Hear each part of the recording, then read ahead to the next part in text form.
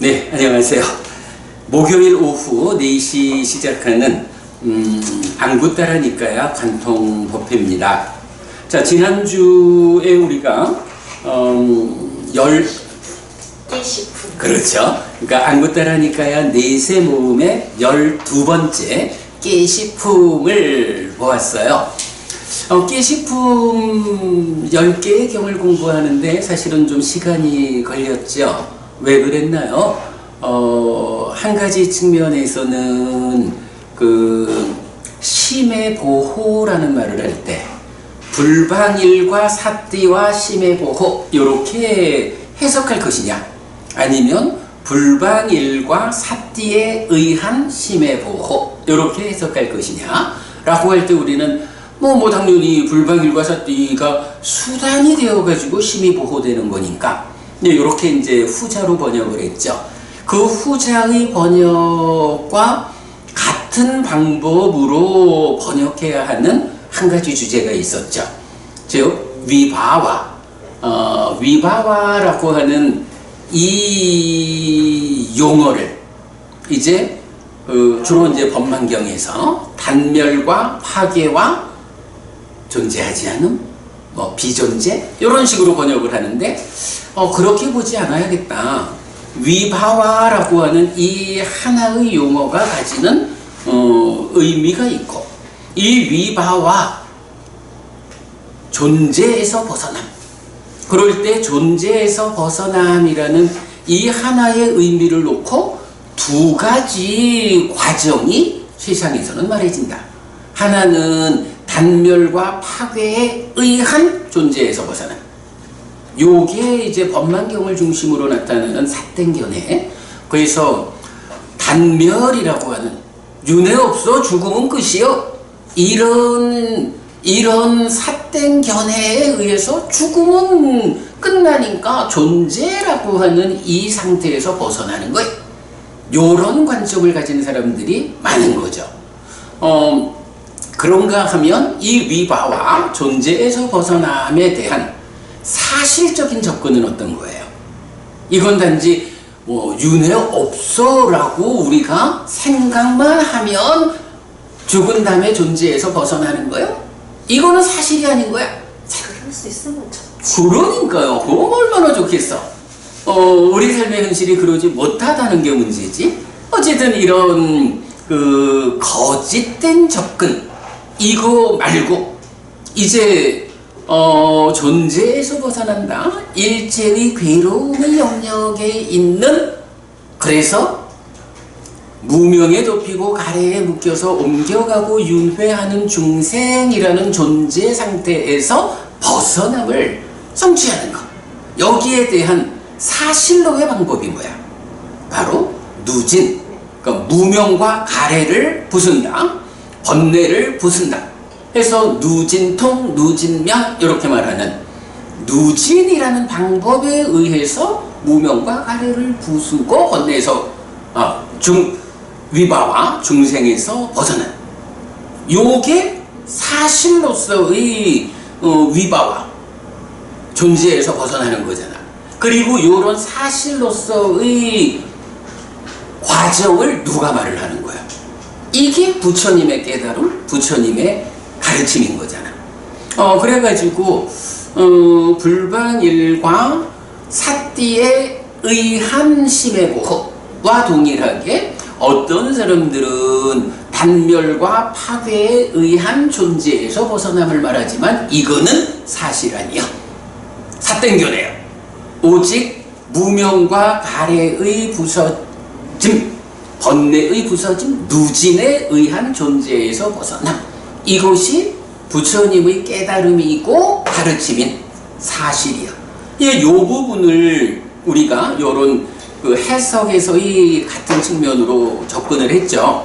그래서 위바와라고 하는 사실은 굉장히 중요한 주제 하나, 이거 오랜 세월을 가래에서도 요계, 유회, 무유회 이러면 소유의 가래, 존재의 가래, 비존재의 가래 이런 식으로 해서 존재에서의 벗어남이라고 하는 관점을 전혀 보지 못했었죠. 그걸 우리가 지난번 수업에서 그 부분을 해결을 했던 거죠. 그래서 굉장히 중요한 수업을 지지난주에 하나 했고, 그리고 지난주에는 또 이제 마찬가지 하나의 경이 무여열반이라는 용어를 포함하고 있었죠. 그래서 이참에 열반에 대해서, 사실 대승열반경이 열반사덕 이래서 상나가정을 말하지만, 이 상나가정이라는 것은 사실은 그건 열반이 될 수 없는 거예요. 상나가정은 완전히 깨달은 부처님에 의하면 전도된 상심견해, 오직 존재에 대한 전도된 상태일 뿐이지, 그 전도된 상태로서 열반을 삼는, 이건 부처님 가르침하고는 천길멀다 라는 거, 우리가 이제 그 열반에 대한 기본적인 설명을 좀 하고, 무여열반이라는 이 용어가 어떻게 나타나고 있는가, 그럴 때에 또 세상에서는 열반과 관련해서는 무여열반, 유여열반 이런 이야기를 하면서, 유여열반은 몸으로 살아있는 아라한의 열반 이런 식으로 해석을 하고 있지만, 사실은 유여열반이란 말 자체가 경에 없고 같은 의미다라고 할 수 있는 표현이 나타나지만, 그것은 불환장은 유여여 이런 식의, 아라한은 어떤 형태로든 무여열반, 남아있는 것이 없는 열반을 실현한 거고, 유여, 남아있는 것이 있다라고 하면 아라한이 성취되지 않은 불환자 이하, 이 부분을 용례로서 정확히 제시를 했죠. 아라한에게는 유여가 없습니다. 이런 부분. 그래서 12번째 끼식품은 이제 그런 굵직한 주제 두 가지를 함께 공부하느라고 좀 몇 번 나눠서 공부를 했죠. 자, 그렇게 이제 끼식품 마쳤고, 오늘은 13번째 품, 바야 왔고 두려움 품입니다. 자, 두려움 품에 대한 공부 시작합니다.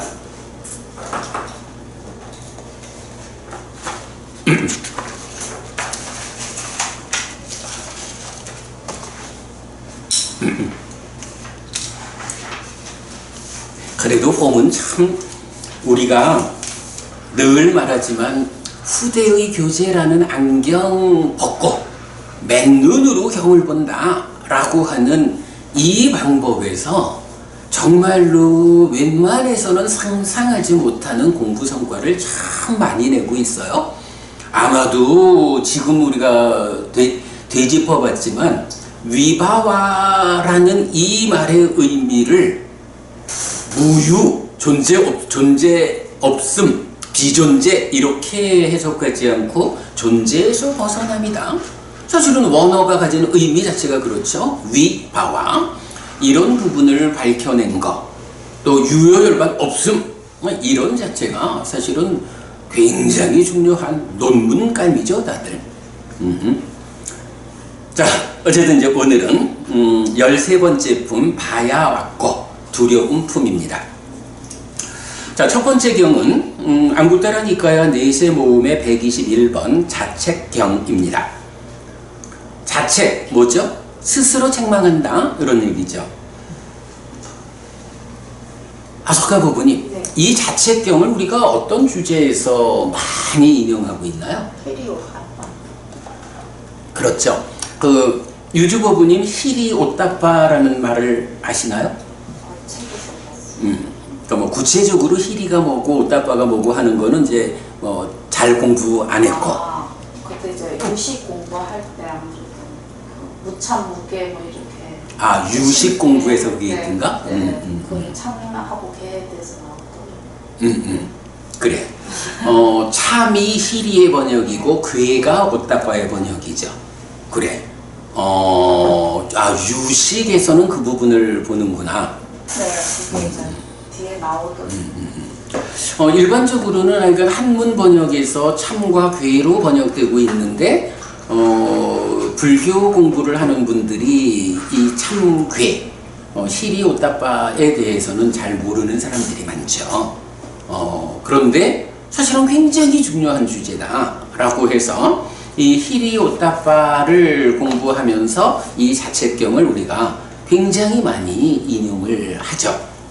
자, 먼저 경 읽어보겠습니다. 비구들이여, 이런 네 가지 두려움이 있다. 어떤 네 가지인가?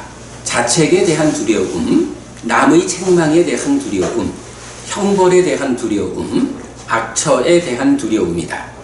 그러면 비구들이여, 자책에 대한 두려움은 무엇인가? 여기 비구들이여, 어떤 사람은 이렇게 숙고한다. 만약 내가 몸으로 나쁜 행위를 하고 말로 나쁜 행위를 하고 의로 나쁜 행위를 한다면 어떻게 계에 의해서 내가 나를 질책하지 않을 수 있겠는가? 라고. 자책에 대한 두려움으로 두려워진 그는 몸의 나쁜 행위를 벌인 뒤에 몸의 좋은 행위를 닦고, 말의 나쁜 행위를 벌인 뒤에 말의 좋은 행위를 닦고, 의의 나쁜 행위를 벌인 뒤에 의의 좋은 행위를 닦고, 자신의 청정함을 보호한다. 이것이 비구들이여 자책에 대한 두려움이라고 불린다. 요건 뭐죠? 내가 계라고 하는 삶의 질서라는 측면에서 아이고 내가 또 이렇게 하지 않아야 할 일을 했구나, 이렇게 스스로를 책망할 것이 두려워가지고 어떡한다는 거예요.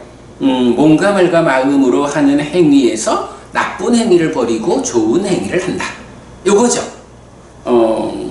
요것이 자책에 대한 두려움이고요. 그러니까 내가 나를 질책할 거요라는 요것을 두려워한다는 거죠. 그 다음, 그러면 비구들이여, 남의 책망에 대한 두려움은 무엇인가? 여기 비구들이여, 어떤 사람은 이렇게 숙고한다. 만약 내가 몸으로 나쁜 행위를 하고 말로 나쁜 행위를 하고 의로 나쁜 행위를 한다면 어떻게 계에 의해서 남이 나를 질책하지 않을 수 있겠는가? 라고. 남의 책망에 대한 두려움으로 두려워진 그는 몸의 나쁜 행위를 벌인 뒤에 몸의 좋은 행위를 닦고, 말의 나쁜 행위를 벌인 뒤에 말의 좋은 행위를 닦고, 의의 나쁜 행위를 벌인 뒤에 의의 좋은 행위를 닦고, 자신의 청정함을 보호한다. 이것이 비구들이여 남의 책망에 대한 두려움이라고 불린다. 말하자면 내가 이런 일을 하면 다른 사람들이 나를 흉볼 거야. 다른 사람들이 나에 대해서 참 많이 실망하고 불편해할 거야. 이런 것이 두려워가지고 나쁜 행위를 하지 않고 좋은 행위를 한다. 두려움의 내용이 무엇이냐? 남이 나를 책망할 거야. 요거죠. 그러면 비구들이여, 형벌에 대한 두려움은 무엇인가? 여기 비구들이여, 어떤 사람은 왕들이 범죄를 저지른 도둑을 붙잡은 뒤 여러 가지 체벌을 가하는 것을 본다. 채찍으로 때리기도 하고 몽둥이로 때리기도 하고 둘로 갈라진 반절의 막대기로 때리기도 하고 손을 자르기도 하고 발을 자르기도 하고 손발을 다 자르기도 하고 귀를 자르기도 하고 코를 자르기도 하고 귀와 코를 다 자르기도 한다. 식초 그릇에 넣는 고문을 하기도 하고 소라의 껍질을 벗기는 것과 같은 고문을 하기도 하고 아수라의 입을 만드는 고문을 하기도 하고 온몸에 불을 붙이는 고문을 하기도 하고 손에 불을 붙이는 고문을 하기도 하고 침대를 만드는 풀로 감싸 가죽끈으로 묶는 고문을 하기도 하고 나무 껍질로 된 옷을 입히는 고문을 하기도 하고 영양처럼 만드는 고문을 하기도 하고 갈고리로 꿰어 걸어놓는 고문을 하기도 하고 동전처럼 만드는 고문을 하기도 하고 상처에 소금을 바르는 고문을 하기도 하고 가죽끈으로 때리며 장애물을 통과시키는 고문을 하기도 하고 작은 의자 위에 집더미로 둘러싸는 고문을 하기도 하고 뜨거운 기름을 끼얹기도 하고 개에 물리게 하기도 하고 살아있는 것을 창으로 겁주기도 하고 칼로 목을 베기도 한다. 그에게 이런 생각이 든다. 이런 악한 업들을 원인으로 왕들은 범죄를 저지른 도둑을 붙잡은 뒤 여러 가지 체벌을 가한다. 채찍으로 때리기도 하고 내지 칼로 목을 베기도 한다. 만약 나도 그런 악한 업을 짓는다면 왕들은 나도 붙잡은 뒤 여러 가지 체벌을 가할 것이다. 채찍으로 때리기도 하고 몽둥이로 때리기도 하고 둘로 갈라진 반절의 막대기로 때리기도 하고 손을 자르기도 하고 발을 자르기도 하고 손발을 다 자르기도 하고 귀를 자르기도 하고 내지 칼로 목을 비기도 할 것이다 라고. 형벌에 대한 두려움으로 두려워진 그 약탈자는 남들의 것을 빼앗지 않는다. 몸의 나쁜 행위를 벌인 뒤에 몸의 좋은 행위를 닦고 말의 나쁜 행위를 벌인 뒤에 말의 좋은 행위를 닦고 의의 나쁜 행위를 벌인 뒤에 의의 좋은 행위를 닦고 자신의 청정함을 보호한다. 이것이 비구들이여 형벌에 대한 두려움이라고 불린다. 여기서는 두려움의 대상이 뭐예요? 나쁜 짓을 하면 붙잡혀가지고 저렇게 형벌을 받을 거야. 형벌 받는 꼴을 보니까 너무너무 두려워. 그래서 어떻게? 그 두려움 때문에 요점은 나쁜 일을 하지. 그러니까 몸과 발과 마음으로 악업을 피하고 선업을 짓는. 네, 여기에 이제 포인트가 있죠. 자, 그리고 네 번째. 그러면 비구들이여 악처에 대한 두려움은 무엇인가? 여기 비구들이여 어떤 사람은 이렇게 숙고한다. 몸의 나쁜 행위에 악한 보는 다시 태어남을 이끌고 말의 나쁜 행위의 악한 보는 다시 태어남을 이끌고 의의 나쁜 행위의 악한 보는 다시 태어남을 이끈다. 만약 내가 몸으로 나쁜 행위를 하고 말로 나쁜 행위를 하고 의로 나쁜 행위를 한다면 어떻게 내가 몸이 무너져 죽은 뒤에 상실과 비탄의 상태, 비참한 존재, 벌받는 상태 지옥에 태어나지 않겠는가 라고. 악처에 대한 두려움으로 두려워진 그는 몸의 나쁜 행위를 벌인 뒤에 몸의 좋은 행위를 닦고 말의 나쁜 행위를 벌인 뒤에 말의 좋은 행위를 닦고 의의 나쁜 행위를 벌인 뒤에 의의 좋은 행위를 닦고 자신의 청정함을 보호한다.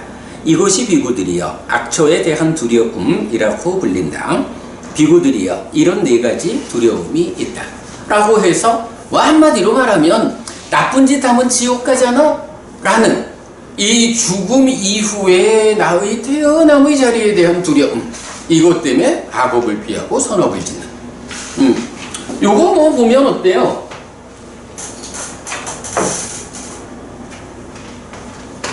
자책이 두렵다. 타책, 남의 책망이 두렵다. 형벌이 두렵다. 악처가 두렵다. 그래서 악업을 피하고 선업을 짓는다. 요 얘기죠. 요런 네 가지 두려움을 말하는 거죠. 우리가 살아가면서 물론 우리가 삶에 대해서 당당해야겠죠.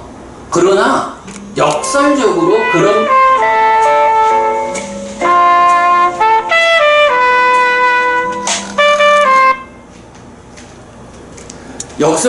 그런 당당함을 가지려면 어떻게 해요? 내가 어떤 상태에서든 그것 때문에 야기되는 두려움이 없을 때 당당할 수 있죠. 두려움이라고 하는 것을 우리가 잘 좀 생각해 봐요. 사실은 두려움이라고 하는 것은 교리적으로 볼 때도 굉장히 비중이 크죠. 대표적으로 보면 이런 표현 있잖아. 관심과 진과 시와 두려움. 요 네 가지 때문에 가지 않아야 할 곳으로 가는, 요런 것이 업의 오염으로 이렇게 말을 하잖아요.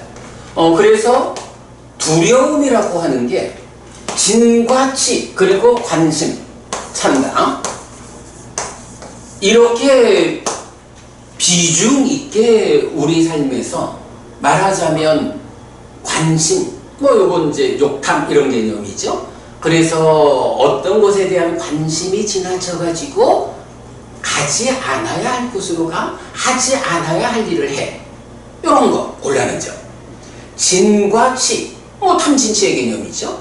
그만큼 비중 있게 말하는 것이 무언가가 두려워서 겁이 나가지고 내가 하지 않아야 하는 줄 아는데도 두려워서 해야 하는, 하고 마는 이런 경우들이 참 많다고요.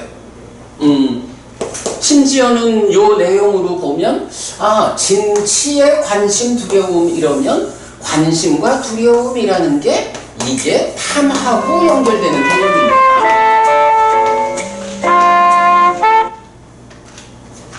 같은 번호가 전화를 두 번을 하네. 요렇게도 사실은 볼 수가 있고, 그럼 탐이라는 것이 어떤 것에 대한 관심이라는 게 욕탐 이래가지고 뭐 탐의 어떤 방향성을 말한다면, 그렇게 내가 관심을 기울이는 것이 얻어지지 못할까 하는 두려움. 뭐 그렇게 이제 관심과 두려움을 엮어가지고 탐이라는 관점으로 이해할 수도 있다. 뭐 이렇게 이제 우리가 한번 생각해 본 적이 있죠. 어쨌든 이렇게 대표적으로 관심, 진치, 두려움 이 네 가지 때문에 가지 않아야 할 곳으로 가는 이런 부분을 이거 굉장히 많은 경에서 이 부분을 제시하거든요.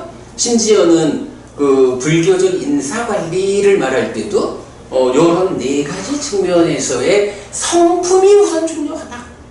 이런 네 가지 면에서 성품이 바른 사람 가운데에서 어떤 자기의 자질에 따라 가지고 배치를 하는 뭐 이런 불교적 인사관리라는 주제도 우리가 이제 설명을 하고 있잖아요.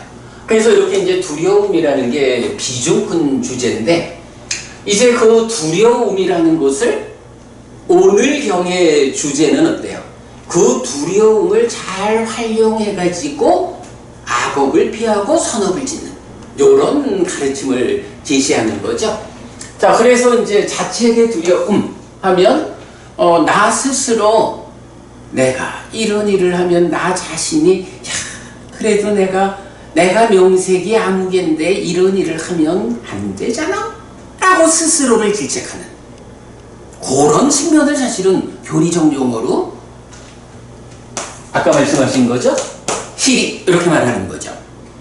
그래서 이 시리를 뭐 국내에서는 뭐 양심이라고도 번역하고 아니 초불련에서는 양심이라고 번역을 하고 한국바하리성전협회 전재성 박사님 쪽에서는 부끄러움을 이렇게 번역하죠. 그런가 하면 이제 이어서 탑책이라고 하는 것은 이게 사실은 스스로의 책망이 두려워가지고 악업을 피하는 것이 당연한 거예요. 이게 옳은 거예요. 근데 사실 그게 잘 안 되잖아요. 누가 보는 것도 아니고 뭐 이래 하니까 그거를 놓치는 거야. 스스로의 책망이 두려워가지고 악업을 피하는 일을 놓쳤는데, 그렇다고 이거 그냥 방치해가지고 악업을 행하게 되면 어떻게? 안 되잖아. 괴로움을 만들잖아. 그러니까 그것에 이어지는 두 번째 단계가 이것까지는 내가 시리를 작동시켜가지고 막아내지는 못했지만 그래도 이런 일을 내가 하면 남들이 보고 저 사람 그런 줄 몰랐는데 저런 사람이었어? 라고 남들이 책망할 거야. 이게 두려워가지고 악업을 피하고 선업을 짓는 요거죠. 타책. 요거를 뭐라고 해? 옷다빠. 이 옷다빠를 초불련에서는 수치심 이렇게 번역했고, 한국바할리 성전협회에서는 창피함. 여기서는 이제 사실 부끄러움을 암 이렇게 번역을 구체적으로는 하죠. 창피함을 암 이렇게 번역하고 있고, 우리는 어떻게 하나요? 우리는 음력을 하죠. 왜냐하면 이런 의미를 담아내는 적절한 번역어가 사실 어렵죠. 그래서 그냥 힐이 옷다빠라고 음력을 하면서 이게 무엇냐라고 할 때 바로 이 자책경에서 따와가지고 힐이는 자책의 두려움이다.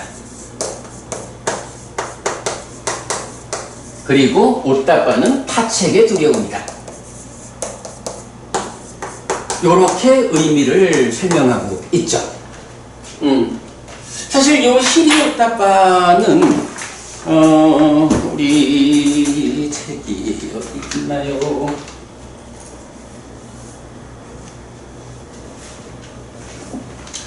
우리가 이 불교 입문 책에서 그림을 이제 하나 지시하고 있잖아요. 열반으로 나아가는 인생항로라는 그림을 지시하고 있는데, 여기에서 보면 마음이라는 배가 도시에 돛을 달고 5개의 바람을 맞아서 출발하면 희리와 옷다빠가 방향타가 되는 거죠. 희리와 옷다빠로 방향을 잡아서 열반으로 가는 방향을 놓치지 않으면 5가지 기능으로 노를 저어가지고 열반에 도달하는, 사실은 이런 그림이 타당성이 있을 만큼 희리와 옷다빠는 교리적 비중이 크다고요. 근데 참괴를 지금 유주버부님은 알고 말을 하셨잖아. 근데 뭐 나도 물론 이제 그걸 아니까 그 한역으로는 참과 괴로 번역이 됐다라고 하지만, 한국 불교에서 참 많은 사람들이 공부를 많이 하는 분들, 이분들도 보면은 희리 옷다빠의 이런 개념을 잘 접근이 안 되더라고요. 근데 니까야에서는 굉장히 중요한 거야. 왜 갑자기 이렇게 오늘따라 전화가 막 몰려오지? 자, 그래서 이제 어쨌든 이렇게 희리 옷다빠라고 하는 2가지 중요한 경들. 특히 하여간 우리가 이 책에서는 희리 옷다빠를 책의 4분의 1을 할애할 정도로 큰데, 희리 옷다빠와 관련해서 세상을 보호하는 2가지 법이다. 희리 옷다빠가 없으면 이모를 이모라고 알지 못하고 스승의 부인을 스승의 부인이라고 알지 못하고, 이런 식의까지 표현까지 나오죠. 굉장히 중요한 2가지를 이제 그게 두려워가지고 악업을 짓지 않는 요런 2가지 두려움으로 제시하고 있고요. 이어가지고 뭐 형벌이 두렵다라는 거야. 뭐 당연히 원래는 자책이 두려워가지고 타책이 두려워가지고 악업을 짓지 않아야 되는데, 이 2가지 방법으로 제어되지 않았을 때는 붙잡혀 가서 형벌을 받을 것이 두려워서라도 나는 악업을 안 질 거야. 어떻게든 악업은 짓지 않아야 돼. 요 한 가지 명제를 말해주는 거죠. 그런데 이제 그렇게도 제어되지 않으면 어떡해요? 그 다음에는 아이고, 이렇게 내가 나쁜 짓을 하면 살아서 형벌 받는 것도 있지만, 그래야겠네. 잠시만요. 스님, 네, 지금 수업 중인데 혹시 급한 일이신가요? 전화가 여러 전화가 갑자기 들어와서. 그럼 나중에 전화할게요. 알겠습니다. 그럼 나중에 통화합시다. 그럼 이 단마디빠 스님은 또 다른 전화셨나 보네. 좀 전에는 고순호 법사님도 전화를 하시고, 또 모르는 전화번호로, 그러니까 등록되지 않은 전화번호가 2번이 왔었고, 참 우리 드문 경우다, 그죠? 수업 중에 전화 오는 거. 자, 어쨌든 이제 뭐 그렇게 4단계로 두려움을 제시하면서 이 두려움을 수단으로 삼아가지고 악업을 짓지 않는, 이제 요렇게 이제 말해주고 있죠. 그래서 이제 사실 희리 옷다빠에서 우리가 이 경을 이제 많이 소개하고 있는데, 우리가 재밌는 한 가지 비유는 담고 있어요.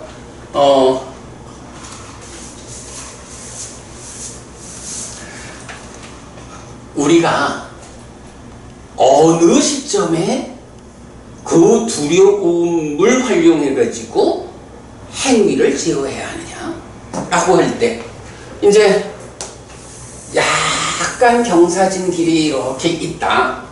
여기에 차가 하나 서 있다. 요즘도 가끔 보면 세워놓은 차가 굴러가는 것 때문에 나는 사고, 심지어는 자기 차가 굴러가는 거 막다가 자기 차에 치여서 죽기도 한다고. 얼마 전에도 그런 뉴스가 하나 있었죠.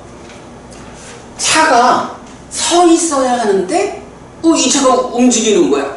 그러면 이거 막아야 되죠. 차가 이제 막 움직이기 시작을 해. 움직이기 시작한다. 예를 들자면 뭐 1km/h의 속도로 움직인다. 요때는 어때요? 그냥 내가 딱 가가지고 아이고 안 돼! 하고 손으로 그러니까 몸으로 차를 딱 막아서 세우고 바퀴 앞에다가 돌멩이 하나 딱 끼우면은 안 구른다고.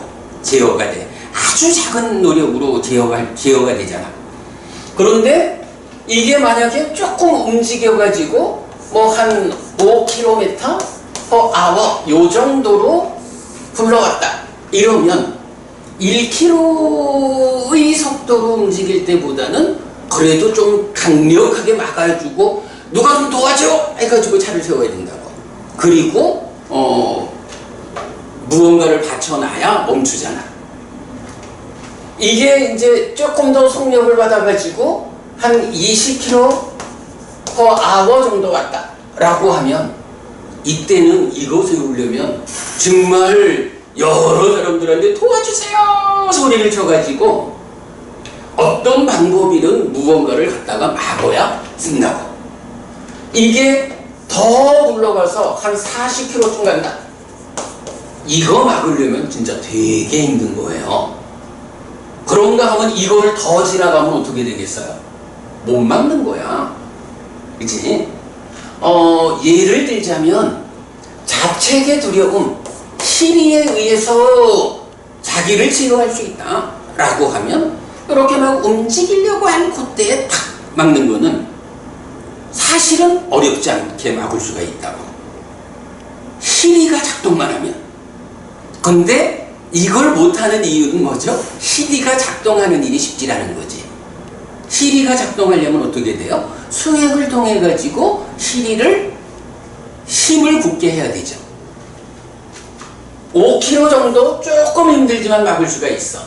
요게 옷다빠, 타책의 두려움. 20km 형벌의 두려움. 40km 악처의 두려움. 그리고 더 지나간 거는 못 막아. 이 얘기는 뭐야? 못 막는다라는 것은 악업을 짓는다는 얘기죠.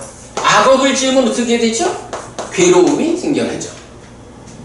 막아내면, 힘들게라도 막아내면 고가 생겨나지 않죠. 보면 어쨌든 악업을 짓지 않는 삶의 필요성.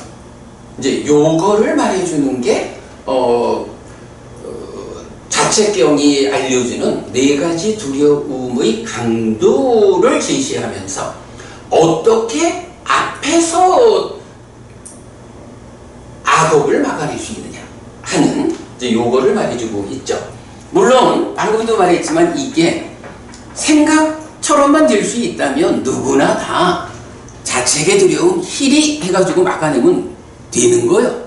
그런데 법부님 오늘 우리가 그 경향에 대한 이야기를 많이 했지만 사람들의 삶이라는 것이 다 자기가 가지고 있는 그 행위에서 잠재된 잠재 성향의 문제, 전도된 상의 문제, 번뇌의 문제 때문에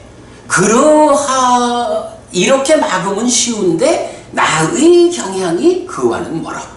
이래가지고 희리로 막아내지 못하고 옷다바로 막아내지 못하고 형벌의 두려움을 보고라도 겨우 막아낼 수 있으면 다행인데 그것도 안 되고 지옥 가기 두려워가지고라도 막아내면 좋은데 그것도 못 막으면 악업을 행해서 실제로 그런 두려움에 처하게 되는 거죠.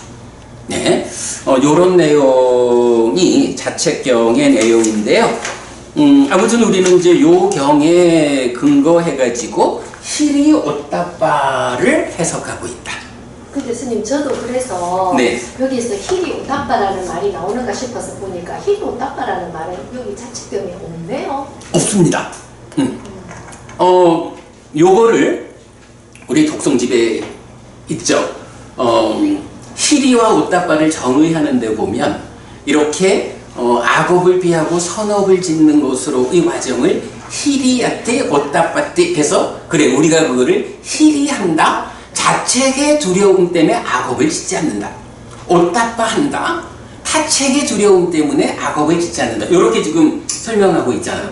여기서 지금 자책의 두려움 때문에 악업을 짓지 않는다. 그게 의미상으로 희리야떼와 같죠.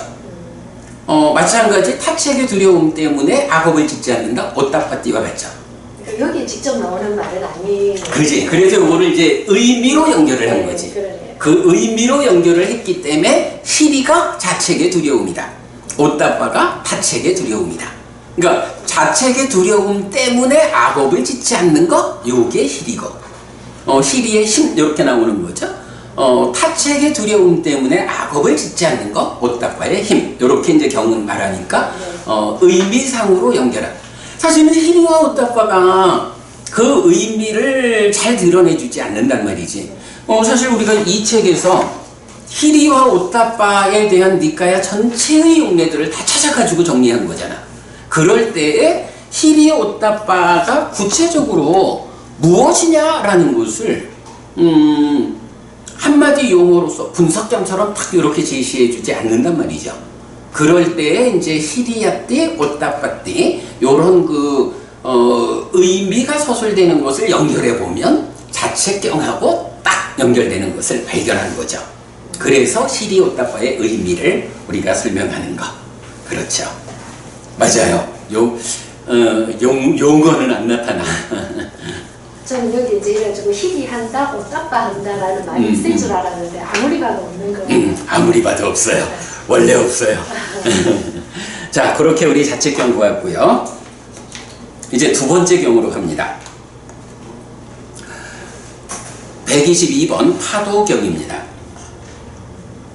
비구들이여 물에 들어가는 사람이 의심해야 하는 이런 네 가지 두려움이 있다. 어떤 넷인가? 파도의 두려움, 크로커다일 악어의 두려움, 소용돌이의 두려움, 엘리게이터 악어의 두려움.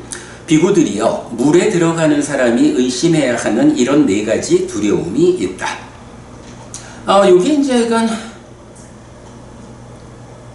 이건 뭐 이 단어가 어떤 의미인가 찾아보니까 되게 좀 어려운데 하여간 그게 나오기가 그래. 악어 가운데 크로커다일 악어를 지시하는 말이고 악어 가운데 엘리게이터 악어를 지시하는 말이고 이래요.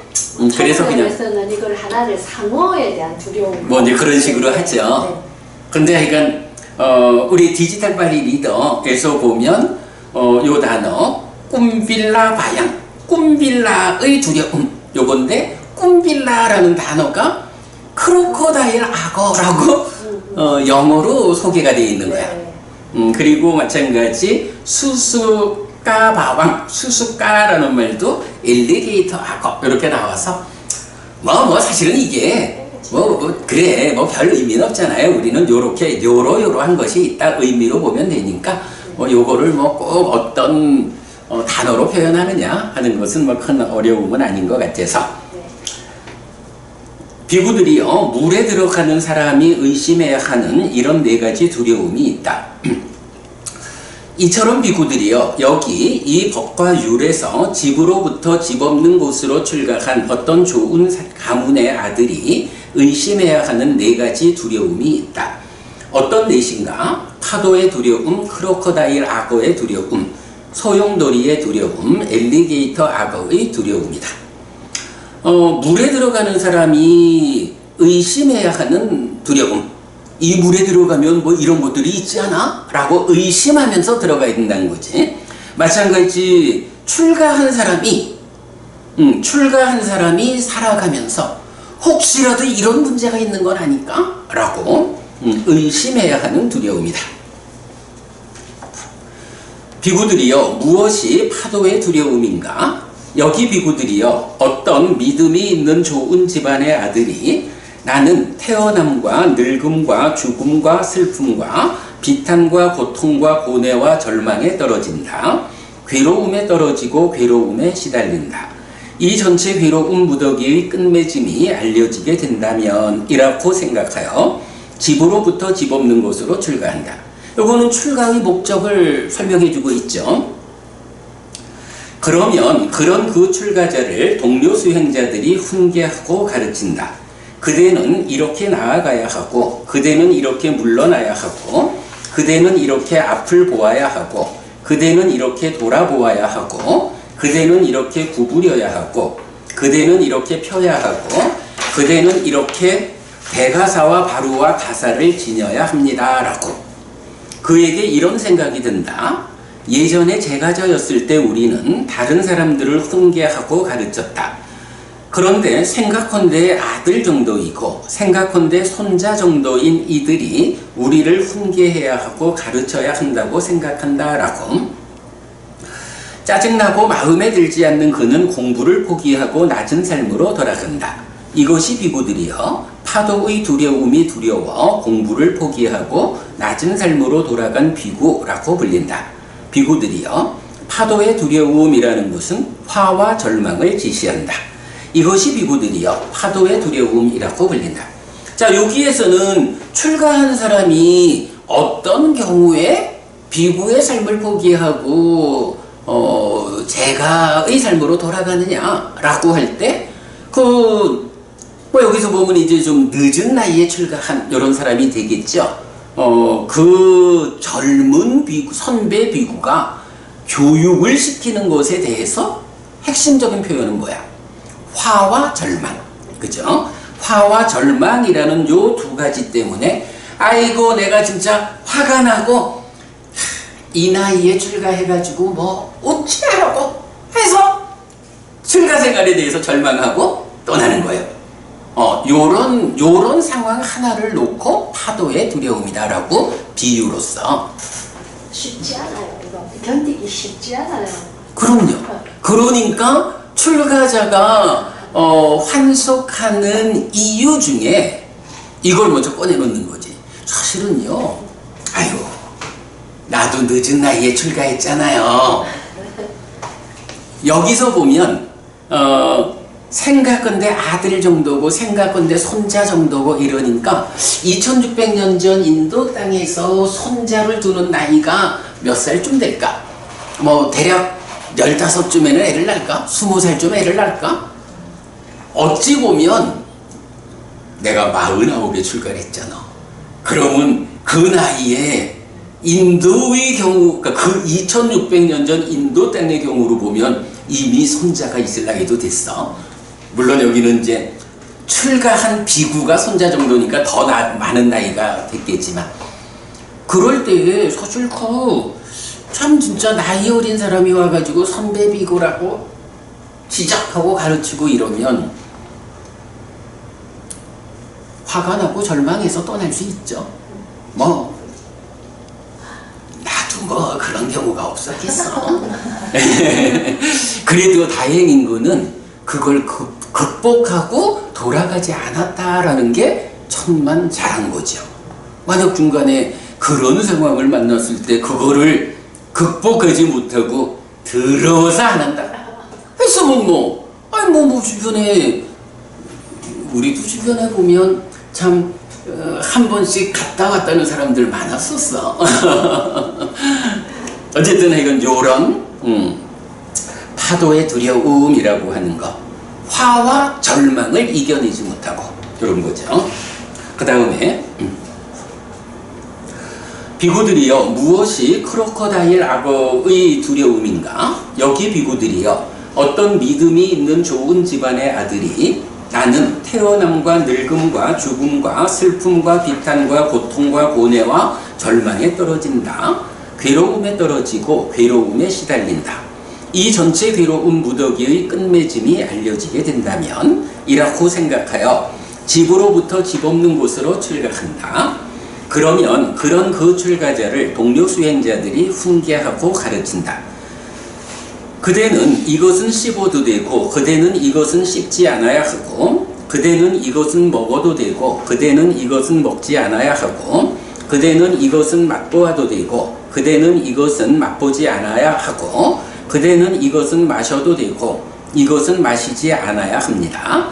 그대가 씹어도 되는 적당한 것이고 그대가 씹지 않아야 하는 적당하지 않은 것이고 그대가 먹어도 되는 적당한 것이고 그대가 먹지 않아야 하는 적당하지 않은 것이고 그대가 맛보아도 되는 적당한 것이고 그대가 맛보지 않아야 하는 적당하지 않은 것이고 그대가 마셔도 되는 적당한 것이고 그대가 마시지 않아야 하는 적당하지 않은 것입니다. 적당한 때에 그대는 씹어도 되고 적당하지 않은 때에 그대는 씹지 않아야 하고 적당한 때에 그대는 먹어도 되고 적당하지 않은 때에 그대는 먹지 않아야 하고 적당한 때에 그대는 맛보아도 되고 적당하지 않은 때에 그대는 맛보지 않아야 하고 적당한 때에 그대는 마셔도 되고 적당하지 않은 때에 그대는 마시지 않아야 합니다. 라고. 그에게 이런 생각이 든다. 예전에 우리는 우리가 원하는 것은 씹고 원하지 않는 것은 씹지 않는 제가자였다. 우리가 원하는 것은 먹고 원하지 않는 것은 먹지 않는 제가자였다. 내지 같은 말 쭉 나오죠. 그래서 밑으로 오면 우리는 적당한 때에도 마셨고 적당하지 않은 때에도 마셨다. 믿음 있는 장자들이 낮의 적당하지 않은 때에 우리에게 공양하는 맛있는 딱딱한 음식과 부드러운 음식을 생각건대 그때에도 나의 입을 차단하는구나 라고. 짜증나고 마음에 들지 않는 그는 공부를 포기하고 낮은 삶으로 돌아간다. 이것이 비구들이여 크로코다일 악어의 두려움이 두려워 공부를 포기하고 낮은 삶으로 돌아간 비구라고 불린다. 비구들이여 크로코다일 악어의 두려움이라는 것은 위장을 채우는 것을 지시한다. 이것이 비구들이여 크로코다일 악어의 두려움이라고 불린다. 화가 나고 절망해가지고 돌아가기도 하고 파도의 두려움이죠. 그런가 하면 위장을 채우는 것에 대해서 아구 좀 내가 편한 대로 먹게 좀 두지. 아니 인간이 살아가면서 하루 세끼 편한 대로 먹으면 되지. 그거를 이거는 먹을 수 있고 이건 먹으면 안 되고 간섭이 심하고 그것도 적당한 때가 있고 적당하지 않은 때가 있어서 때 아닌 주정되지 않은 때는 먹으면 안 돼. 뭐 이래 하고 아이고 내가 이런 삶 못 살겠다 라고 위장을 채우는 것과 관련해 가지고 감당하지 못하고 돌아가는 요것이 크로코다일 악어의 두려움. 비구들이여 무엇이 소용돌이의 두려움인가? 여기 비구들이여 어떤 믿음이 있는 좋은 집안의 아들이 나는 태어남과 늙음과 죽음과 슬픔과 비탄과 고통과 고뇌와 절망에 떨어진다. 괴로움에 떨어지고 괴로움에 시달린다. 이 전체 괴로움 무더기의 끝맺음이 알려지게 된다면 이라고 생각하여 집으로부터 집 없는 곳으로 출가한다. 이렇게 출가한 그는 오전에 옷차림을 바르게 하고 바루와 가사를 지니고 탁발을 위해서 몸을 보호하지 않고 말을 보호하지 않고 심을 보호하지 않고 삿띠를 확립하지 않고 기능들을 단속하지 않은 채 마을이나 번화가에 들어간다. 그는 거기서 5가지 소유의 사유에 묶인 것들이 만들고 부여한 것을 즐기는 장자나 장자의 아들을 본다. 그에게 이런 생각이 든다.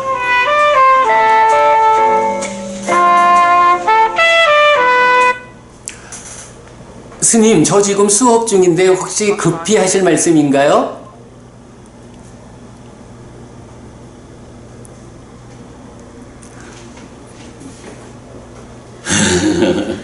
오늘 희한하네. 왜 이렇게 우리 수업 중에 전화 오는 경우가 거의 없는데.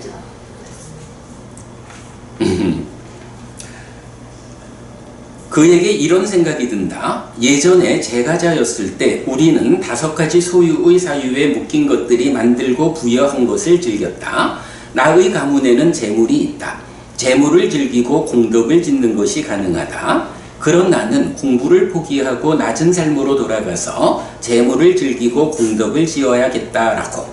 그는 공부를 포기하고 낮은 삶으로 돌아간다. 이것이 비구들이여 소용돌이의 두려움이 두려워 공부를 포기하고 낮은 삶으로 돌아간 비구라고 불린다. 비구들이여 소용돌이의 두려움이라는 것은 5가지 소유의 사유에 묶인 것을 지시한다. 이것이 비구들이여 소용돌이의 두려움이라고 불린다. 유주부부님, 그 소유의 사유에 묶인 것이란 용어를 아시나요? 그러면 요런 말은 아실까? 까마구나.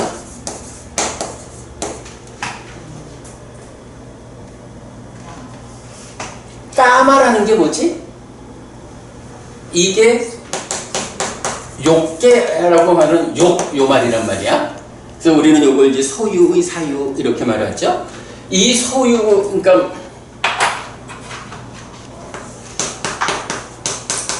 관이비 설신의 색성향 미촉법이 있는데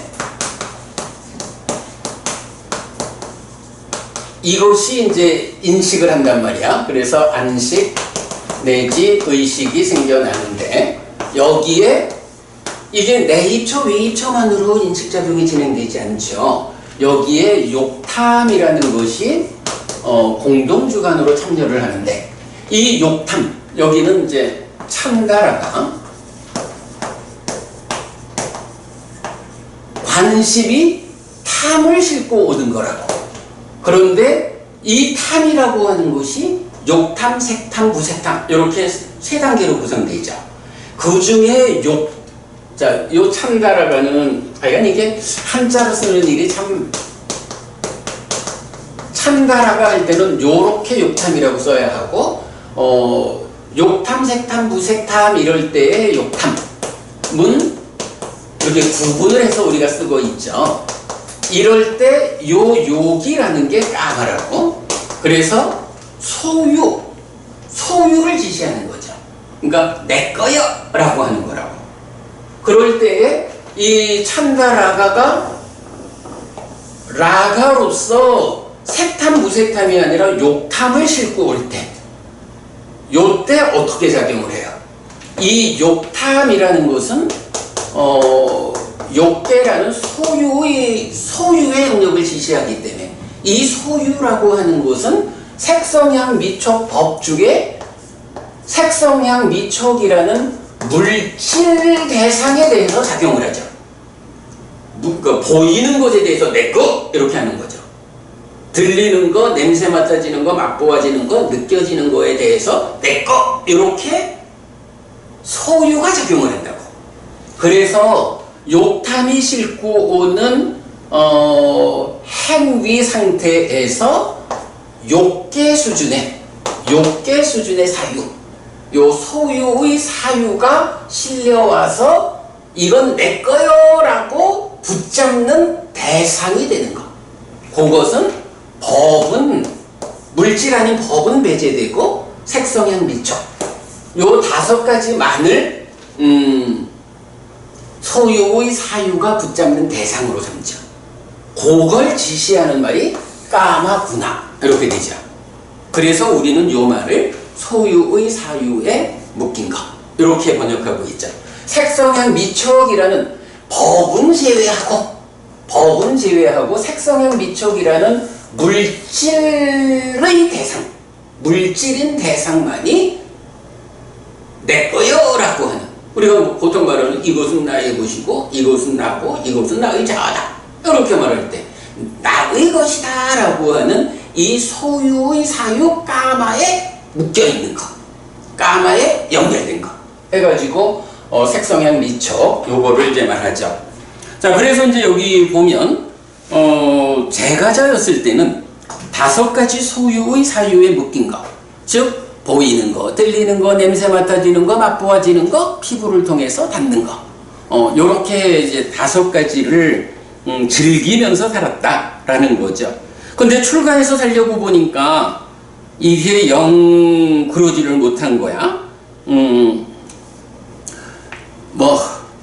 먹는 것도 앞에서 저런 먹는 것도 요건 먹고 요건 먹지 말고 이래 하면서 무언가 내가 물질적으로 내 거 해야 하는 것을 다 포기하라 그러거든. 그러니까 아이고 내가 그냥 돌아가 가지고 공덕이나 지으면서 살지 뭐 이렇게 돌아가는 비구들.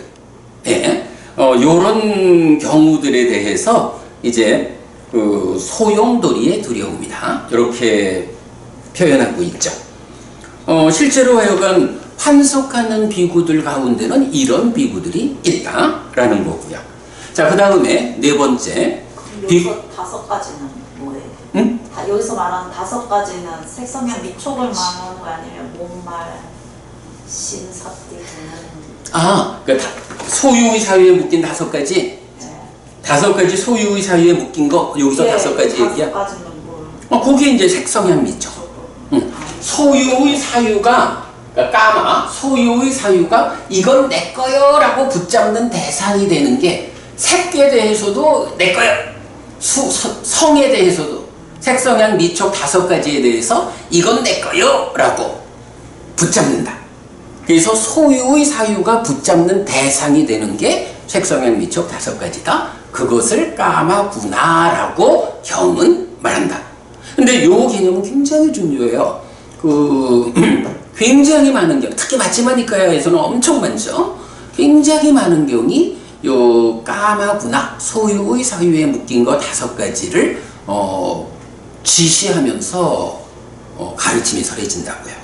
근데 사실 의에 해당하는 것도 그러니까 존재 그것도 내 거라고 나의 자아라고 붙잡는 소유하려면 물론 그렇습니다. 물론 그래서 이제 우리가 욕계 새끼 무새끼를 정확히 구분하기가 그냥 이거를 좀 쉽게 보면 내 거요라고 하는 그 물질에 대한 소유가 작용하면 욕계고 그 물질에 대한 소유를 넘어서서 나여라고 몸과 마음으로 나여라고만 작용하면 새끼고 몸에 대한 집착도 넘어서 가지고 그래 경향을 넘어서서 오직 마음에 대해서만 나의 자아여 하면 무새끼요 이런 식으로 표현을 하고 있지만 사실은 그게 정확한 건 아니라고. 왜냐하면 따지고 보면 예를 들어서 아주 그 훌륭한 첼리스트는 이 첼로라고 하는 것을 내 거라고만 보질 않아요. 그지? 첼로라고 하는 이것이 이게 곧 나요? 사실은 많은 사람들이 자기 삶에 아주 중요한 것 이것에 대해서는 이게 곧 나라고 자기의 정체성을 부여하잖아. 뭐 그런 것도 있기 때문에 욕계 새끼 무새끼를 딱 그렇게만 구분할 수는 없지만 일반적으로 보면 그렇게 말하면 이제 타당하지. 그런데 상세하게는 차이가 있을 수 있지.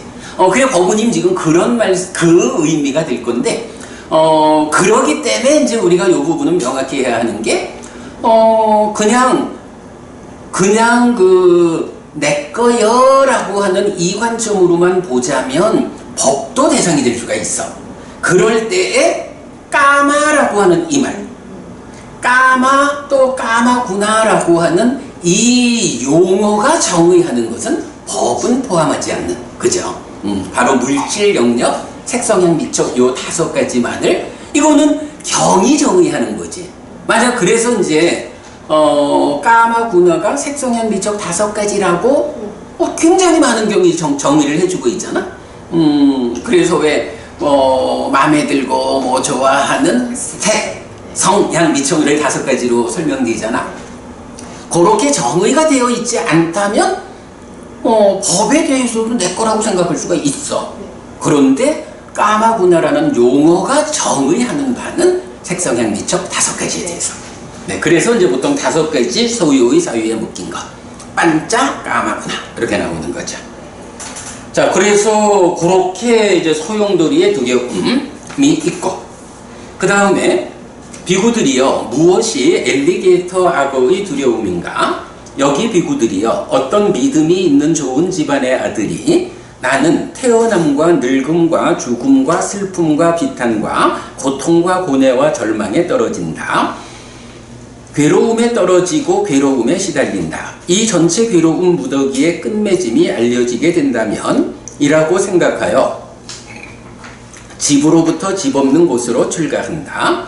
이렇게 출가한 그는 오전에 옷차림을 바르게 하고 바루와 가사를 지니고 탁발을 위해서 몸을 보호하지 않고 말을 보호하지 않고 심을 보호하지 않고 삿띠를 확립하지 않고 기능들을 단속하지 않은 채 마을이나 번화가에 들어간다.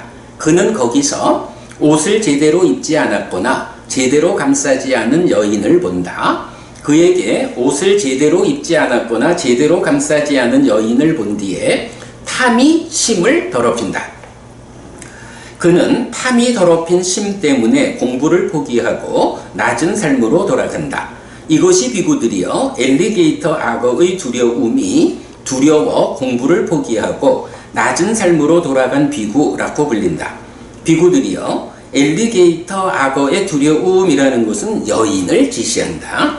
이것이 비구들이여 엘리게이터 악어의 두려움이라고 불린다. 이것이 비구들이요 여기 이 법과 율에서 집으로부터 집 없는 곳으로 출가한 어떤 좋은 가문의 아들이 의심해야 하는 네 가지 두려움이다. 말하자면 탁발을 가면서도 내가 탁발을 위해서 마을로 들어가는데 마을에 가면 이런 네 가지 두려움이 나를 유혹해서 환속해 하지 않을까? 라고 의심하는 눈초리로. 요건 달리 말하면 뭐예요? 그보다도 매력, 위험, 해방이라는 측면에서 어떠한 것을 만나더라도 그것의 이면에 숨어있는 위험을 봐야지. 위험을 보는 자. 아디나와 박사위. 위험을 보는 자로 마을에 들어가야 돼. 뭐 이런 개념으로 볼 수가 있겠죠. 근데 부부님 이 네 가지 두려움에 대해서 혹시 한번 본 적이 없을까요? 저 이 경 말고 이 경이 인용된 게 사실은 하나 있어. 마지막이니까요 67번 짝두마경이 있거든. 67번이니까 오래됐죠 공부한 지.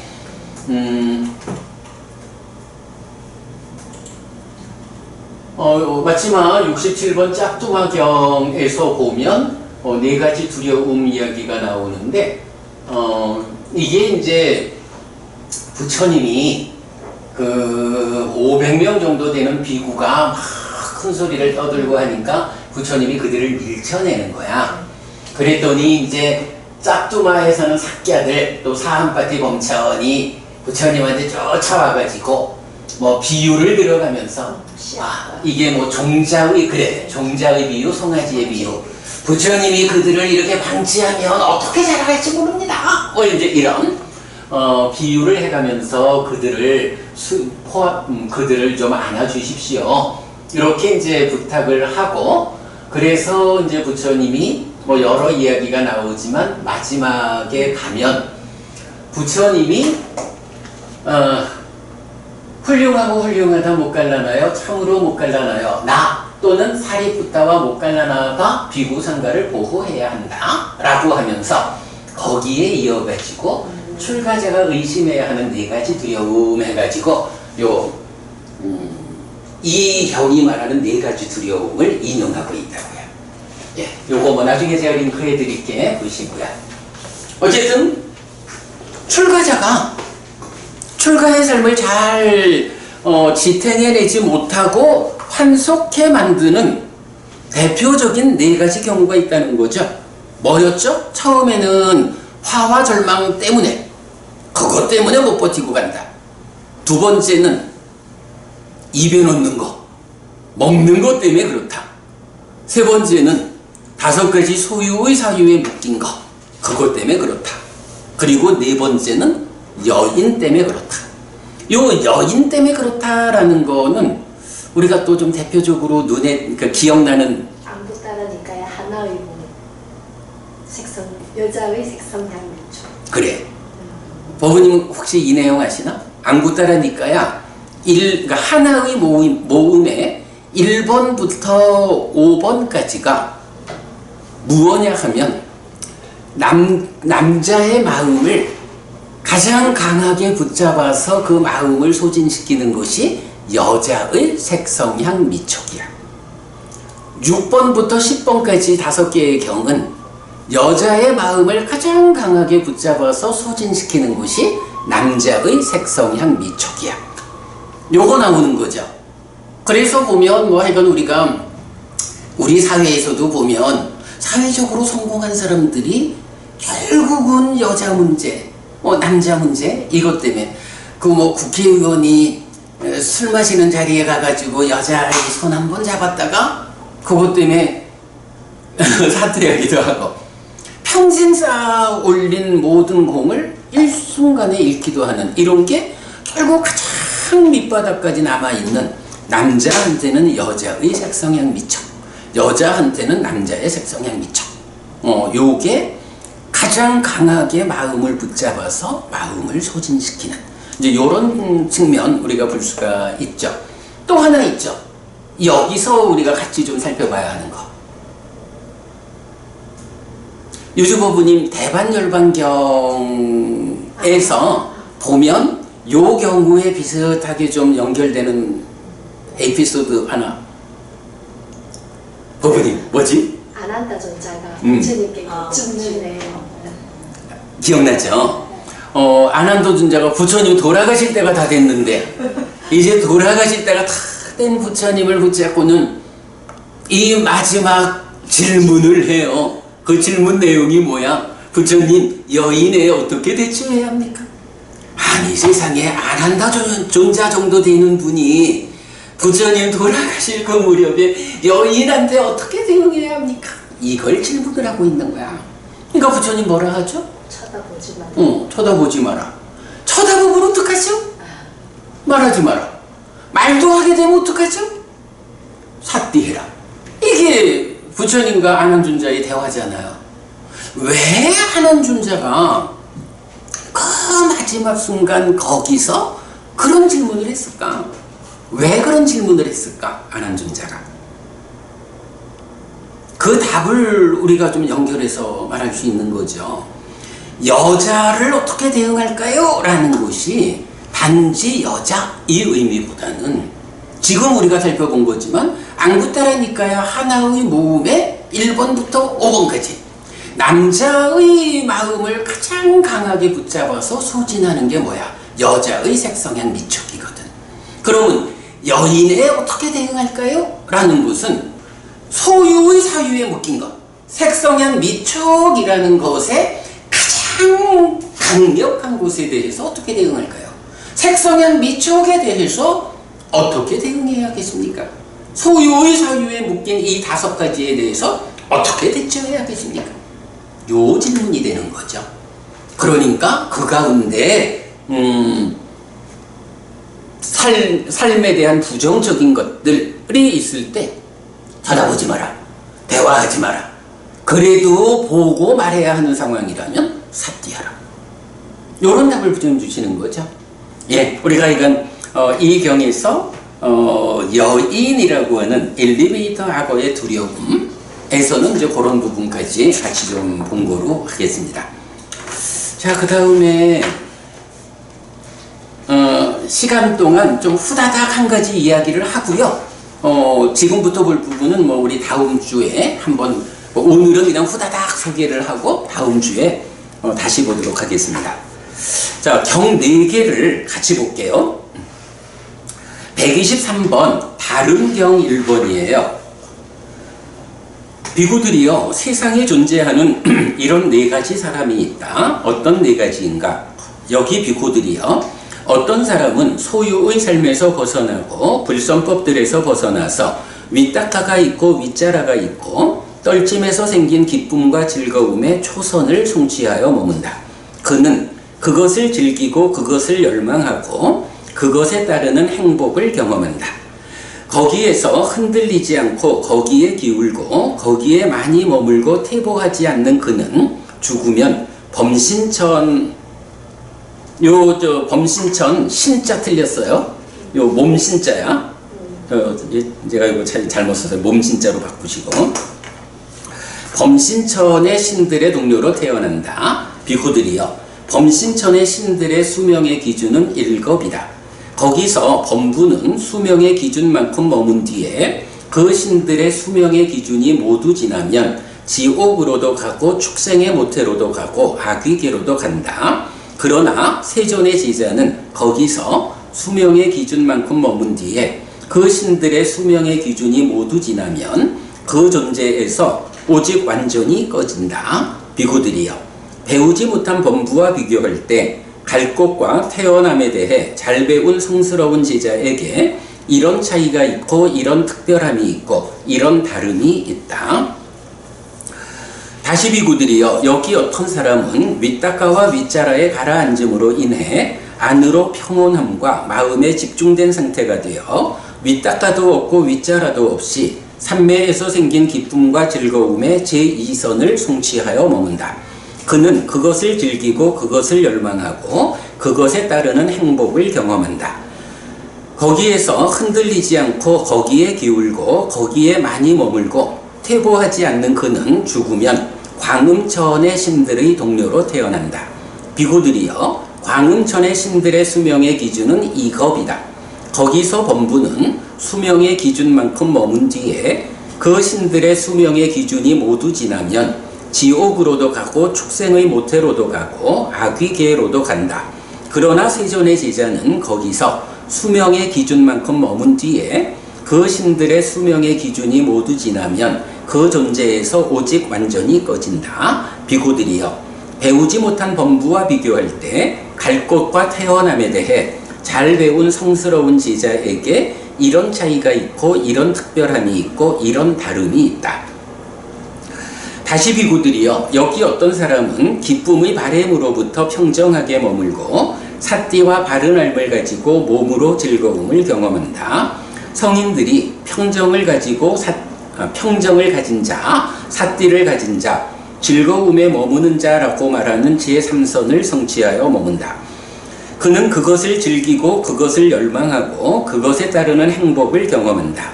거기에서 흔들리지 않고 거기에 기울고 거기에 많이 머물고 퇴보하지 않는 그는 죽으면 변정천의 신들의 동료로 태어난다. 비구들이여, 변정천의 신들의 수명의 기준은 사겁이다. 거기서 범부는 수명의 기준만큼 머문 뒤에 그 신들의 수명의 기준이 모두 지나면 지옥으로도 가고 축생의 모태로도 가고 아귀계로도 간다. 그러나 세존의 제자는 거기서 수명의 기준만큼 머문 뒤에 그 신들의 수명의 기준이 모두 지나면 그 존재에서 오직 완전히 꺼진다. 비구들이여, 배우지 못한 범부와 비교할 때 갈 곳과 태어남에 대해 잘 배운 성스러운 제자에게 이런 차이가 있고 이런 특별함이 있고 이런 다름이 있다. 다시 비구들이여, 여기 어떤 사람은 즐거움의 버림과 괴로움의 버림으로부터 이미 만족과 불만들의 줄어듦으로부터 괴로움도 즐거움도 얻고 평정과 청정한 삿띠의 제4선을 성취하여 머문다. 그는 그것을 즐기고 그것을 열망하고 그것에 따르는 행복을 경험한다. 거기에서 흔들리지 않고 거기에 기울고 거기에 많이 머물고 퇴보하지 않는 그는 죽으면 광과천의 신들의 동료로 태어난다. 비구들이여, 광과천의 신들의 수명의 기준은 500겁이다. 거기서 범부는 수명의 기준만큼 머문 뒤에 그 신들의 수명의 기준이 모두 지나면 지옥으로도 가고 축생의 모태로도 가고 아귀계로도 간다. 그러나 세존의 제자는 거기서 수명의 기준만큼 머문 뒤에 그 신들의 수명의 기준이 모두 지나면 그 존재에서 오직 완전히 꺼진다. 비구들이여, 배우지 못한 범부와 비교할 때 갈 곳과 태어남에 대해 잘 배운 성스러운 제자에게 이런 차이가 있고 이런 특별함이 있고 이런 다름이 있다. 비구들이여, 세상에 존재하는 이런 4가지 사람이 있다.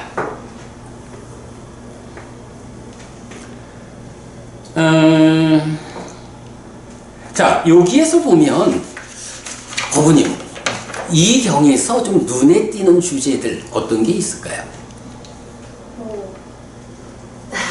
이제 신으로 간 뒤에 범부와 세존의 제자의 차이점. 그렇죠. 사실은 많은 사람들이 깨달으려면 인간으로 태어나야 한다. 버거님 그런 말 들어보셨나요? 왜 그러냐 하면 하늘의 신으로 태어나면 하늘 세상이 너무 행복해가지고 괴로움을 경험하지 못하기 때문에 깨닫는다라는 게 고멸을 실현하는 건데 하늘은 너무 행복해가지고 괴로움을 경험할 수 없어? 그래서 깨달음을 위한 계기가 마련되지 않아. 그러니까 깨달으려면 인간으로 와야 돼. 이렇게 말한다고? 그런데 또 경에서는 굉장히 많은 경들이 불교 신자들이 어떻게 살아야 합니까? 라고 하면 이러이러하게 바른 삶을 살아라. 그래서 살아서도 갈수록 괴로움은 줄어들고 행복은 늘어나는 삶을 살다가 죽어서는 좋은 것 하늘에 태어나라.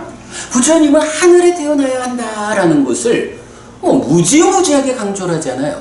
그러면 이 2가지가 만약 사실이라면 2가지가 서로 모순되잖아.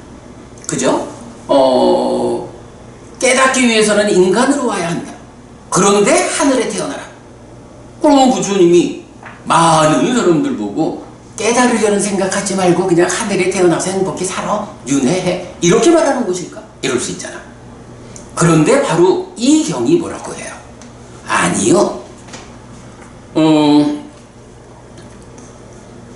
범부는, 그러니까 하늘에 태어난 범부, 그러니까 외도의 제자들을 말하는 거죠. 범부는 어떤 그 자기들의 방법으로 그 하늘에 태어났다 해도 그 하늘에서 수명만큼 머물다가 그 하늘에서의 삶이 어떠했느냐, 하늘에서 삶의 동안 지은 업에 따라서 떨어지기도 한다. 그런데 부처님의 제자들은 어떻느냐, 하늘에 태어나서도 거기에서 수명의 기준만큼 머문 뒤에 그 신들의 수명의 기준이 모두 지나면 그 존재에서 오직 완전히 꺼진다. 신으로 태어나서 그 행복함이 있다 해도 거기서 공부를 이어가는 거죠. 공부를 이어가가지고 하늘에 태어나 살다가 거기에서 아라한을 성취한다. 완전히 꺼진다. 이렇게 말하잖아. 깨닫기 위해서는 인간으로 와야 된다라고 하는 이거는 기본적으로 부처님의 의도를 너무 많이 잘못 말하는 것이다. 부처님은 굉장히 많은 경우를 통해서 하늘에 태어나라 라고 하는데, 하늘에 태어나면 깨닫지 못한다 라고 하면 깨닫기 싫은 사람만 하늘에 가라, 이런 이야기가 될 수 있어. 이건 굉장히 심각한 오류가 되잖아요. 그러니까 부처님의 가르침들 간의 서류 간의 그 충돌이 생기는 거라고. 근데 바로 이 경에서 그렇지 않아.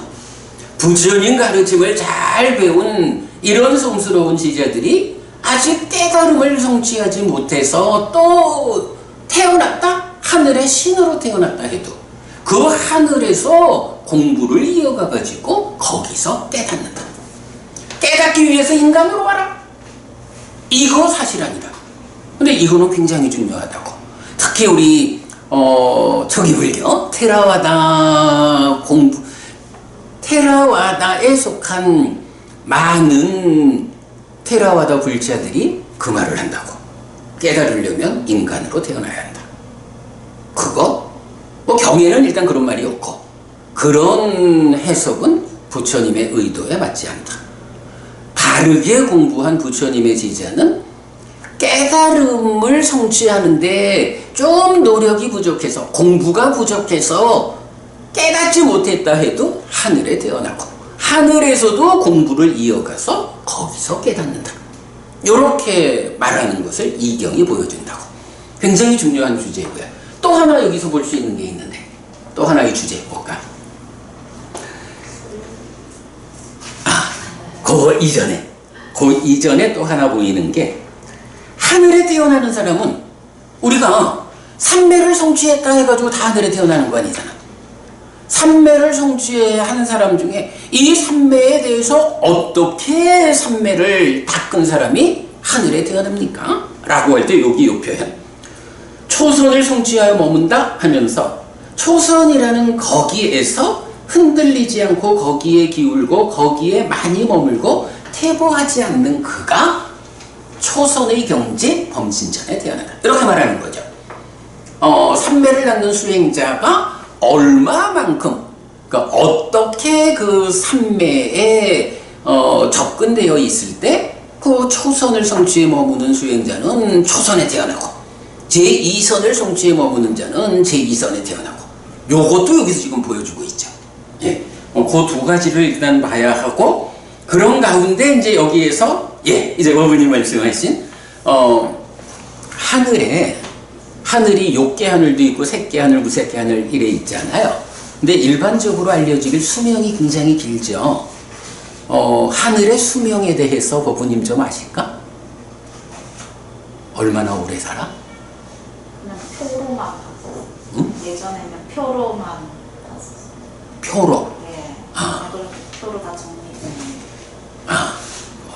누가 정리한 거야? 뭐 여러 사람이 했겠지만, 네. 여러 사람이 했겠지만 우리도 했어. 우리도 했는데, 자, 지금 이제 요 다른 경에서는 초선, 제2선, 제3선, 제4선에 대해서 초선의 수명의 기준은 1급이다. 제2선의 수명의 기준은 2급이다. 제3선의 수명의 기준은 4급이다. 제4선은 500급이다. 이렇게 늘어나지. 그런데 이 경에서는 지금 3개의 초선, 제2선, 제3선, 제4선의 수명을 알려주는데, 이제 다른 경들을 참고해가지고 보면 6개의 6하늘부터 무색계 하늘까지 그 수명이 정리되어 있죠. 자, 그래서 오늘 같이 드린 교재에 있어요. 요 교재가 하늘 세상의 수명에 대해서 표를 만들어 놨는데, 자, 6개의 6하늘에 대해서는 상세한 포살경에서 수명을 소개하죠. 그래서 인간의 수명으로 환산해 보면 4대 왕처는 900만 년, 33처는 3600만 년, 야마처는 1억 4400만 년, 도솔처는 5억 7600만 년, 화락처는 23억 400만 년, 타화자재처는 92억 1600만 년. 참 상상할 수 없는 긴 시간이죠. 그런데 문제는 이렇게 긴 시간이 겁이라고 하는 시간보다는 작은 거야, 그죠? 겁이라고 하는 시간은 하여간 구체적으로 알려지지 않지 뭐. 경에서도 여러 가지 비유를 통해 가지고 겁이라는 시간이 이렇게 길어, 이렇게만 나오죠. 그럴 때 이제 6개의 6하늘은 길지만 92억 1600만 년 이래도 굉장히 길지만 어쨌든 그 과정이 시작되면 끝나는 시간을 우리가 알 수 있는 숫자라고. 그런데 이제 3개로 올라가면 어때요? 초선은 1급, 제2선은 2급, 제3선은 4급, 제4선은 500급 이래 나오는데, 사실은 겁이라고 하는 이 단위 자체가 얼마인지 우리가 숫자로 꼬집어 말할 수가 없죠. 이렇게 긴 시간이죠.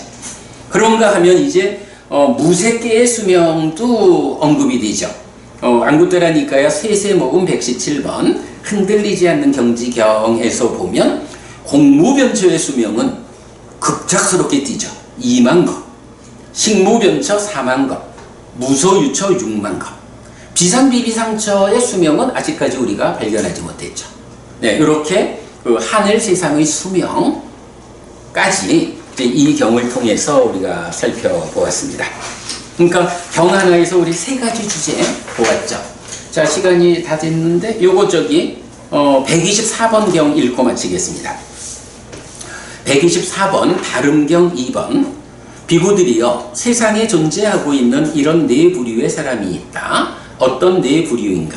비구들이여 여기 어떤 사람은 소유의 삶에서 벗어나고 내지 초선을 성취하여 머문다. 그는 거기서 색에 속하고 수에 속하고 상에 속하고 행들에 속하고 식에 속한 법들을 무상하고 고이고 아픔이고 종기고 화살이고 재난이고 결점이고 남이고 부서지는 것이고 공이고 무아라고 관찰한다. 요건 뭐예요? 벗어남의 영역. 그게 삼매를 성취해서 머무는 가운데 벗어남의 영역으로 진입하는, 달리 말하면 내적인 심의 서머터와 법의 윗바자나를 통해서 여실직현하는 이런 벗어남의 영역으로 들어서는 과정을 이제 말해주고 있죠. 그는 몸이 무너져 죽은 뒤 정거천의 신들의 동료로 태어난다. 비구들이여 이 태어남은 범부들과 공통되지 않은 것이다. 사실은 올라가자 하는 산매를 닦아서도 하늘에 태어나잖아, 새끼무새끼. 그런데 정거천이라는 세상은 어디야? 불안자만 태어나는, 그죠? 불안자는 올라가자의 방향이 아니라고 벗어나자의 방향에 의해서 도달하는 성자잖아. 그렇게 이런 올라가자의 과정을 토대로 해서 벗어나자의 과정으로 수행하는 이 수행자들, 이 비구들이 정거천에서 오직 올라가는 것만 가지고는 들어갈 수 없는 불안자의 태어남을 말해주죠. 다시 비구들이여 여기 어떤 사람은 윗닦아와 윗자라의 가라앉음으로 인해 제2선을 제3선을 제4선을 성취하여 머문다. 그는 거기서 색에 속하고 수에 속하고 상에 속하고 행들에 속하고 식에 속한 법들을 무상하고 고이고 아픔이고 종기고 파살이고 재난이고 결점이고 남이고 부서지는 것이고 공이고 무아라고 관찰한다. 그는 몸이 무너져 죽은 뒤 정거천의 신들의 동료로 태어난다. 비구들이여, 이 태어남은 범부들과 공통되지 않은 것이다. 이들이 비구들이여 세상에 존재하고 있는 네 부류의 사람이다. 라고 해서 다름경 1번, 2번의 차이는 뭐죠? 다름경 1번은 말한 몇 가지 주제로 해서 범부들도 올라가는 이 수행을 통해서 범부들과 함께 태어날 수 있다. 그럴 때 범부들과 성스러운 제자가 어떤 차이가 있느냐? 범부들은 길을 모르니까, 말하자면 벗어나는 길을 모르니까 떨어질 수도 있어. 그러나 부처님의 제자들이 거기에 태어났을 때 부처님의 제자들은 벗어남에 대해서 한단 말이야. 그러니까 거기서도 높은 하늘에서도 수행을 이어가가지고 깨닫는다.